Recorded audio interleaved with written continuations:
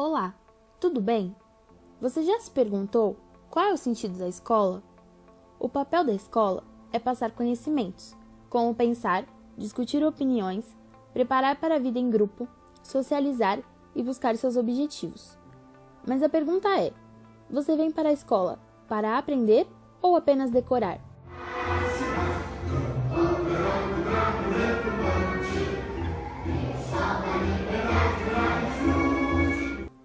Você acha a escola inclusiva ou exclusiva?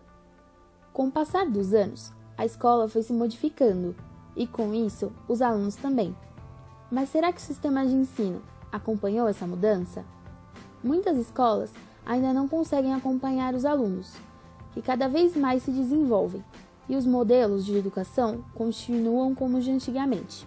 Por exemplo, os estudantes sentam-se todos em fileira, concentrados em seus livros e sem muita interação com os professores.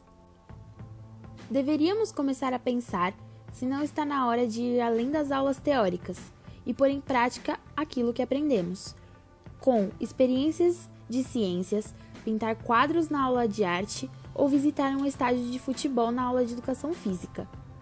Talvez tenha chegado a hora de certas mudanças, mas quais seriam essas mudanças? Como o sistema educacional pode melhorar? Passamos mais de 10 anos na escola. Alguém já se perguntou por que tantos anos? Escola do Brasil. A tecnologia vem ganhando muito espaço na sociedade. Aos poucos, está sendo incluída nas instituições de ensino também. Como será esse futuro nas escolas das próximas gerações? Menos cadernos e apostilas que serão substituídas por tablets e outros aparelhos? Ao longo do documentário, veremos todas as respostas dessas perguntas, além também de refletirmos sobre como provavelmente serão as escolas do nosso futuro. Estamos aqui com o professor Ricardo Arruda, professor de História, e vamos fazer algumas perguntas sobre a educação no Brasil. Como surgiu a educação no Brasil?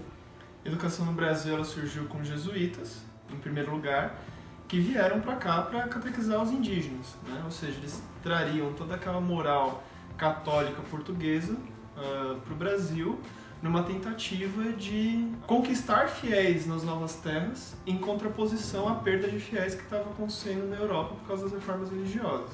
A segunda pergunta é: como você acha que seria uma mudança no sistema da escola com um professor na frente, virado para os alunos, e os alunos enfileirados, sentados, olhando para o professor? Ele é um sistema que entende que o professor ele tem mais conhecimento do que os alunos, como se tivesse um conhecimento divino que vem de épocas medievais de Portugal e tem uma certa permanência quando isso vem para o Brasil. E o aluno, ele é aquele que tem ausência de luz, então ele não tem conhecimento de nada, como se fosse uma página em branco que o professor preencheria. Todo aluno ele tem algum conhecimento para debater e transmitir. A formação ela não se dá só dentro da escola, se dá também com a internet, com jornais, com televisão. A escola tem que partir desse princípio e tem que partir principalmente do princípio do diálogo, né? O professor ele não tem que ser visto como num plano superior hierárquico. Acho que essa deveria ser a primeira mudança. Então você acha que o professor deveria estar na mesma linha que o aluno? A função do professor não deveria se colocar num pedestal e ter os alunos como abaixo dele. A função do professor dentro dessa avaliação é também ensinar a dialogar, e você não ensina ninguém a dialogar impondo alguma coisa. É lógico que você tem uma relação em que você tem um professor que se dedicou, no mínimo 3, 4 anos da vida dele, dependendo da universidade, a adquirir aqueles conhecimentos daquela disciplina. E a formação de professor ela é normalmente contínua, o professor está sempre fazendo curso. Então ele detém esses conhecimentos para conseguir avaliar. Agora, a questão é a forma como se passa o conhecimento, é de metodologia. E você acha que com tudo isso vai mudar alguma coisa? É um passo talvez para a mudança. Falar que isso vai mudar tudo e isso seria perfeito, todo o sistema social e educação ela é parte de um sistema social, ele carrega suas contradições. Provavelmente, dentro dessa proposta, que é uma proposta utópica que eu estou falando aqui, tivesse suas contradições se isso fosse aplicado em algum lugar. E talvez precisasse de novas mudanças, talvez que avançasse ainda mais no conhecimento. Mas ainda assim é um passo e pode ser uma tentativa para que se melhore, num aspecto mais geral, a educação no Brasil. E na sua opinião, você mudaria alguma coisa? Mudaria muitas coisas. Primeiro que a primeira coisa que eu aboliria seria o ensino decorado. A gente precisa ensinar ao debate, mostrar que o ensino também está sempre ligado a uma questão de política. Por exemplo, quando a gente volta para a catequização dos índios, existe um interesse político por trás daquilo. A educação está sempre ligada a uma forma de política. Política enquanto disputa de poder, né? Não necessariamente como uma esfera do Estado, né? Porque o Estado ele vem a dar apoio para uma estrutura de poder. Por que é interessante que alguns consigam decorar conhecimento e outros não? Outros mal têm apostila para adquirir conhecimento. Para quem que é interessante só decorar e não criticar? Então a educação está sempre ligada a uma forma que você vê a sociedade em esferas de poder. Uma mudança na esfera de poder significaria uma mudança também na forma que se educa alguém, no sentido formal. Na forma que o professor dá aula também. Também na forma que o professor dá aula. Por exemplo, por que não fazer aulas em cima de debate em textos? Ao invés e debate de textos de intelectuais. Existem, por exemplo, intelectuais que comentam textos de outros intelectuais de forma a facilitar. Então, assim, existem outras formas, outros caminhos para que se incentive a uma formação mais autônoma, porque só com formação mais autônoma que você tem pessoas autônomas para reivindicar seus direitos, praticar cidadania, né? Ser cidadão no mundo de hoje que existe uma amplitude na cidadania muito maior do que há 150 anos atrás. Muito obrigada, professor, pela essa entrevista. Daqui a uns anos, os projetos de ciências serão desenvolver carros mais econômicos. Os alunos buscarão conhecimento e não mais irão absorvê-los através de celulares, notebooks, professores online para tirar dúvidas, e as lousas serão substituídas por telões com retroprojetores. Não apenas colocarão tecnologia nas escolas, também encontrarão maneiras e lugar para que a tecnologia melhore o ensino. Porém, deve haver um planejamento e um controle para que não vire um uso abusivo e perigoso. Já que nos dias de hoje, o aluno não busca conhecimento através do professor. Ele possui contato com isso no cotidiano e o desenvolve em grupo na sala de aula. A escola de hoje tem como objetivo coisas muito maiores do que lecionar português, física ou geografia. Ela é como uma prévia de tudo que enfrentaremos na nossa vida, como pessoas diferentes de nós e divergência de opinião. Aprender a respeitar e mudar aquilo que considera errado. A escola tem como função a orientação, tornando crianças e adolescentes aptos para a resolução de problemas e deixando de serem pessoas alienadas. Viemos entrevistar o Márcio, diretor do Colégio Ouro Preto. Vamos lá? Oi, bom dia. Estamos aqui com o Márcio, diretor do Colégio Ouro Preto, e vamos fazer algumas perguntas para ele sobre a escola brasileira. E para você, qual é melhor, a escola pública ou a particular? Essa é uma relação bastante complicada, porque, via de regra, as mídias tendem a comparar a melhor escola particular com a pior escola pública. Isso não é coerente, isso não é justo, na verdade. Nós temos excelentes escolas públicas, tenho colegas que trabalham na gestão de escolas públicas e fazem excelentes trabalhos e muitas vezes melhor do que escolas particulares, né? Enquanto isso, tem escolas particulares e eu já visitei algumas, eu diria que não são nem adequadas para ter crianças lá, fisicamente, sem analisar a questão de ensino-aprendizagem. Cada escola tem o seu papel, cada tipo de ensino tem o seu papel. O ensino público tem um papel de dar a educação para todas as crianças na idade escolar. Lembrando que, de acordo com a Constituição, o Estado é obrigado a fornecer a educação. Então, o particular ele funciona, ele só existe por uma concessão do Estado, porque historicamente o Estado não era capaz de oferecer educação para todas as crianças. Então por isso aconteceu o ensino particular. Mas eu não tenho como classificar o que é melhor e o que é pior. É evidente que a quantidade de alunos no ensino público é infinitamente maior, ou seja, a problemática é infinitamente maior. Né? Então, os desafios que a gestão da escola pública enfrenta são muito diferentes do que a escola particular enfrenta. né? E aí existe uma cobrança menor de qualidade, uma dedicação menor em relação à qualidade do ensino-aprendizagem que a criança está tendo, a dedicação do próprio aluno, enfim, o acompanhamento familiar que é fundamental e imprescindível no aprendizado das crianças. Então não dá para comparar. Olá, estamos aqui com a pedagoga Ana Cláudia e vamos fazer algumas perguntas sobre a escola brasileira. Você concorda com o ECA?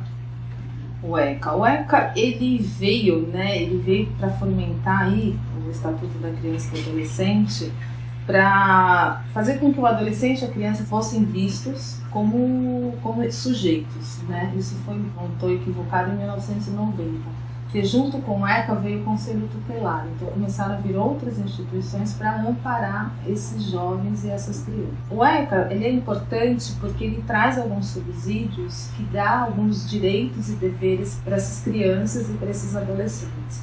Um deles é a própria educação, né? Então, assim, hoje, se uma criança não vai para a escola, a gente pode acionar o Conselho Tutelar que vai atrás desses. Então, o ECA ele veio justamente para isso, para embasar tudo isso e dar uma estrutura para que essas crianças e esses adolescentes tivessem alguns direitos e deveres. E com tudo isso, o que você mudaria?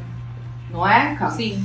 Eu não mudaria nada no ECA. O problema é que, foi o que eu disse, a teoria e a prática elas estão muito distantes. O estatuto está lá, mas ele infelizmente não é seguido. Se a gente pensar hoje numa população de mais de 20, 30% de pessoas analfabetas, então foi porque todos esses lá atrás eles não tiveram os direitos e os deveres deles da educação. Então, assim, hoje falar que tudo isso é muito lindo, mas se eu aciono o Conselho Tutelar, queria atrás desses pais, não é bem por aí que funciona. Então, assim, o que eu mudaria é fazer com que a prática seja mais efetiva. Qual o significado dos alunos na sua vida? Um desafio e um objetivo de vida. E é por isso que eu abracei essa profissão.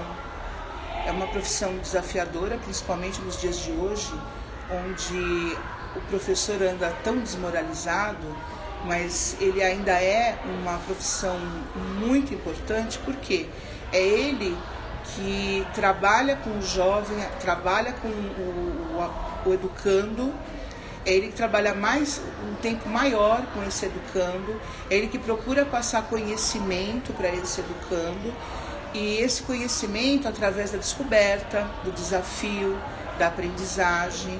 Então, é um objetivo de vida, isso é muito importante. Esse desafio ainda é muito prazeroso, por isso eu ainda continuo nessa profissão. Eles valem muito para mim. Os alunos, para mim, são a minha ferramenta de trabalho principal. Então, é em cima deles que eu vou executar o meu trabalho e tentar passar o conhecimento que me foi passado, né, na faculdade. E o que é interessante nisso tudo é que a gente sempre tenta passar o melhor possível, né? Dar o melhor da gente, e o sucesso do aluno também está relacionado, né, com o sucesso do professor. Porque quando o aluno falha, nós como professores também falhamos. Então, os alunos da minha vida representam a minha ferramenta de trabalho, representam a minha dedicação, meu carinho, o amor à profissão, é o que eu escolhi fazer e sou muito feliz com isso. E de maneira geral é isso, né? Existe uma relação nas coisas, né? Tudo que você faz é uma relação entre sujeito e objeto. Por exemplo, a relação do aluno com o livro. E essa pergunta é uma relação do professor com o aluno. Mas toda relação entre sujeito e objeto, no meio, há uma palavrinha muito importante, que eu já falei para vocês algumas vezes, eu faço questão de falar novamente. Uma palavrinha chamada amor. Não existe nada no mundo que nasce ou que dê certo se não tiver amor ou empatia. Se você tentar fazer diferente, você não vai conseguir ter sucesso. Então eu acho que a relação de professor e aluno é muito isso, né? Tem que ter uma empatia, tem que ter amor, senão não dá, não rola, né? E aí fica aquela relação de distanciamento, onde vem o conteúdo e não existe alma. Então eu não acredito que nada que tenha sucesso, nada que possa ter sucesso, venha se não for através da via da empatia e do amor. Eu acho que essa pergunta que você me fez, eu acho que eu só posso resumir nisso. Independente se da aula foi em 1950, 1960, seja em 2018, vai ser assim, até 2050, ou sei lá, enquanto houver essa relação entre professor e aluno, sujeito e objeto. Para encerrar essa entrevista, para você, o que é ser professor?